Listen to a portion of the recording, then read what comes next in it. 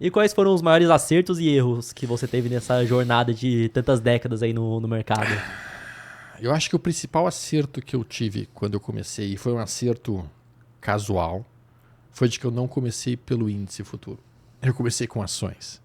Porque na época que eu iniciei não existia índice futuro. Uhum. Na época que eu iniciei, o índice futuro começou em 2005, 2006, né? Que começou a ter a negociação do mini índice e do mini dólar.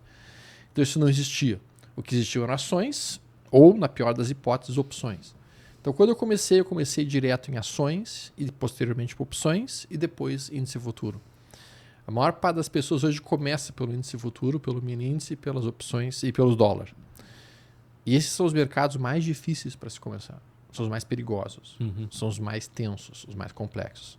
Então ali eu dei uma sorte porque eu não tinha aquela coisa para operar. Eu até estava comentando aqui contigo que, revisando assim, o maior erro que eu cometi quando eu iniciei foi ter começado na Bolsa Brasileira. Porque quando eu comecei, não era para renda fixa. Quando eu comecei era renda variável. Eu queria ir direto para a Bolsa. O cara falou em ações, eu vou para ações. Não tínhamos a quantidade de informações que a gente tem hoje na internet, então era difícil tu achar informações sobre o mercado, era difícil achar informações sobre análise técnica, sobre análise fundamentalista, tu não tinha informação de nada. O que eu tive que fazer? Eu tinha que mandar vir livros do exterior, então veio uns 20, 30 livros do exterior em inglês, eles vinham em caixas, demoravam uns 3 meses para vir, quando chegava, debulhava e lia aquilo do início ao fim. Foi assim que eu tive que aprender naquela época. Só que assim, eu comecei pelo mercado brasileiro. E isso foi um erro. O mercado de ações brasileiro é um mercado que não vai para lugar algum. Na maior parte do tempo. E em quanto tempo você demorou para chegar nessa conclusão? E ainda que você pegou uma parte do boom das commodities, né? Então, Sim. começo dos anos 2000 ali, o Brasil tava 2003, 2004, 2005 foi um ótimo ano. Foram ótimos anos de VAR, de fato, né? Foram anos que o mercado andou bem. Mas depois daquilo, passou de 2008, o mercado começou a patinar e nunca mais foi para algum lugar especificamente. Né? Então, realmente foi um período de mercado financeiro péssimo para ser operado. Mesmo para um trader mais ativo como já era a partir de 2008, não foi um bom tempo. É muito mais simples ter um resultado importante de valorização do patrimônio em ações americanas. Ações americanas em movimentos muito, muito constantes, produzem retorno de 30%, 40%, 50%, 60%, até 200% em questão de 2 ou 3 anos em dólar. Exato, dólar. aí em dólar que, querendo ou não, hoje o real voltou a bater 6 dólares, né? Exato.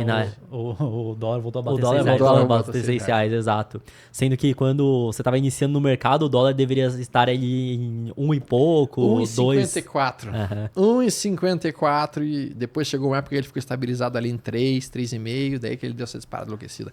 Então, se eu tivesse iniciado naquela época na Bolsa Americana, eu entendo que o meu resultado financeiro nesses 20 e poucos anos que eu estou no mercado teria sido talvez uns 30x maiores. 30 vezes. 30 vezes mais. Nesse período todo, né? Nesse no período caso. todo. Nesse período todo. Não estou dizendo que o resultado foi ruim. Até deu para tirar um resultado legal e muito bom, que me sustentou durante esse período, me fez um bom resultado, um bom patrimônio. Mas teria sido muito melhor. Porque se você olhar o gráfico do mercado americano, S&P 500 ou mesmo QQQ, cara, é uma linha constante de alta. Aí, vez que o outro tem um movimento de recuo, como que a gente está vencendo agora, Sim. e depois volta a subir e segue a eterna tendência de alta que o mercado americano tem. Só que tem um detalhe, né? Naquela época, não era tão fácil investir no mercado americano. Naquela época, para você abrir uma conta no exterior, tu tinha que ter $500 mil, uma fortuna. Não tinha como abrir essa conta lá. Então, não tinha acesso ao mercado exterior.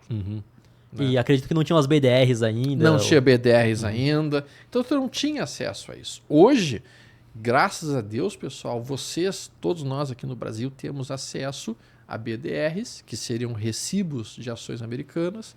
Então, se o cara quiser ter o desenvolvimento, o comportamento da Apple ou do Google, ele pode comprar uma BDR de Apple, de Google.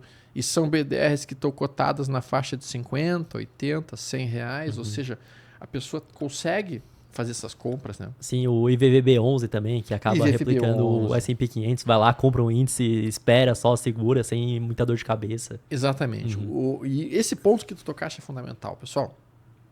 O IVVB11 e o BIVB39, eles são duas ETFs. O que são ETFs, Stormer? Esse nome estranho aí. Cara, é super simples. ETF é uma cota de um fundo que quando tu compra, ela é uma cesta de ações. Então é uma cesta de ações. Quando tu compra um IVVB11, tu está comprando uma cestinha de ações que imitam o S&P 500, as 500 ações mais importantes da indústria americana. O BIVB39, exatamente o mesmo. Tá? É uma ETF também que aplica digamos assim, o S&P 500. Então, eu acho que para a maior parte das pessoas a ETF facilita a vida.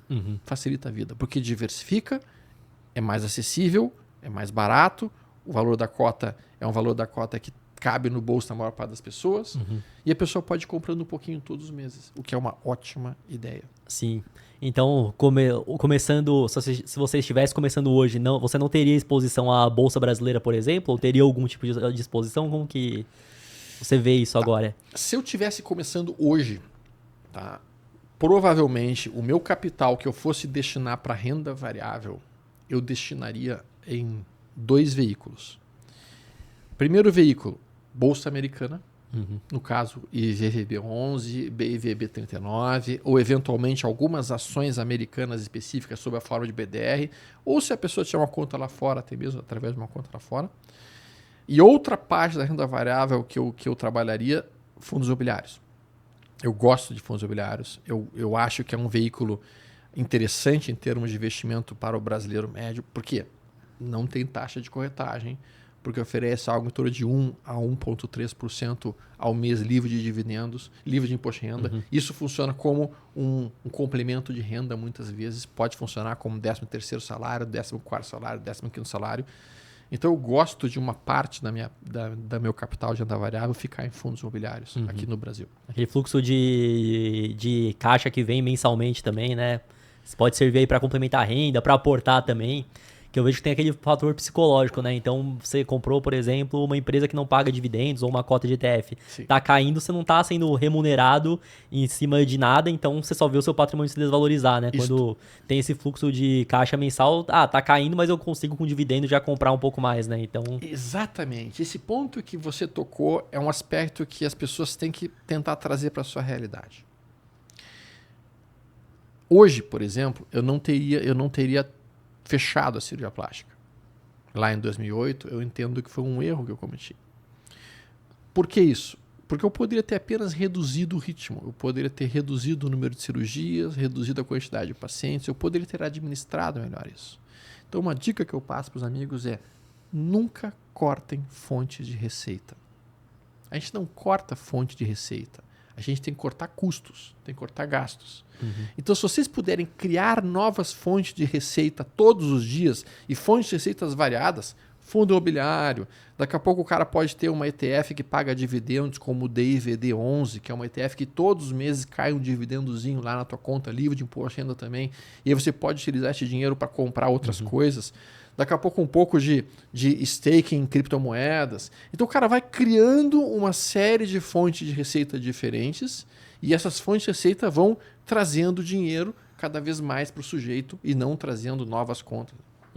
Com certeza. E para você que quer comprar criptomoedas ou investir no exterior, a parceira aqui do podcast é a Quantifury, corretora internacional 100% taxa zero. E fazendo seu primeiro investimento equivalente a $50, você ainda ganha uma recompensa em Bitcoin. É só escanear o QR Code que está aqui na tela ou clicar no link da descrição.